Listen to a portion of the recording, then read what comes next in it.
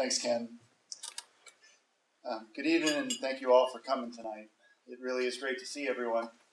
We have a great keynote speaker lined up, so I'll try to be brief. And hopefully my aunt will have the phone shut off. All right, thank you. It's okay. I'm not a psychiatrist or a licensed social worker. I have not myself suffered from a mental illness or diagnosis.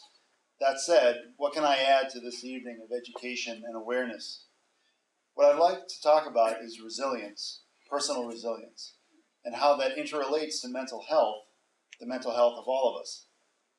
The American Psychological Association defines resilience as the ability to adapt well in the face of adversity, trauma, tragedy, threats, and from sources of stress, such as work pressures, health, family, or relationship problems. The APA also notes that a resilient person is not only able to handle the crises of the moment more effectively, but that they are also able to recover and get back on their feet more quickly. I may not know much, but I think I do know a little bit about resiliency. Some people are born with a high level of personal resilience. Others seem to struggle more often and are never able to regroup. This can, in some cases, actually lead to a diagnosable mental illness, or it can complicate an existing one.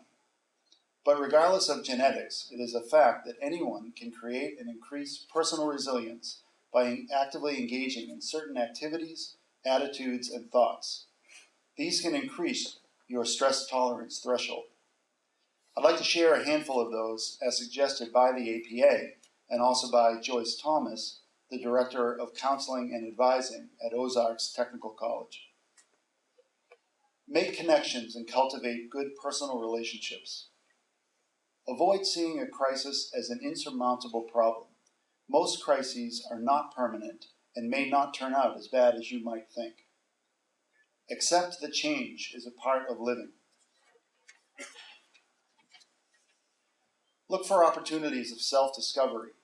Tragedy and pain can be an opportunity to reevaluate your life. Look for ways to grow. Nurture a positive view of yourself. Maintain a hopeful outlook. Take care of yourself, physically and emotionally. Try to eat and sleep well, and try to exercise. Always try to do something on a regular basis that you find enjoyable. Be aware of our flight or fight triggers. Most of us know what causes us a great deal of distress. Do your best to try to avoid these situations. Don't openly invite stress.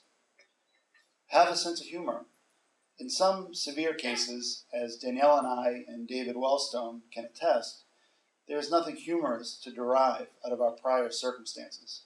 But for most people and most experiences, having a good sense of humor can be a godsend.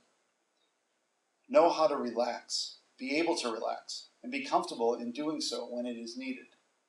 And lastly, for some people, resilience can come out of their faith and spirituality. If faith is something you hold close to, oftentimes it can be a source of strength and resilience. Life is stressful. Everyone gets stressed out at times. But if stress overcomes your mind and your life, it can potentially lead to permanent mental conditions.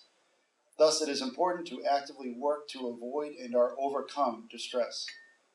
Resilient people seem to have an innate ability to block or battle through and overcome stress. But as noted, everyone can learn to become more resilient, which may lead to a more content and productive life. We cannot avoid the troubles in life that surround us, but we can change the way we look at and deal with them. Thank you very much.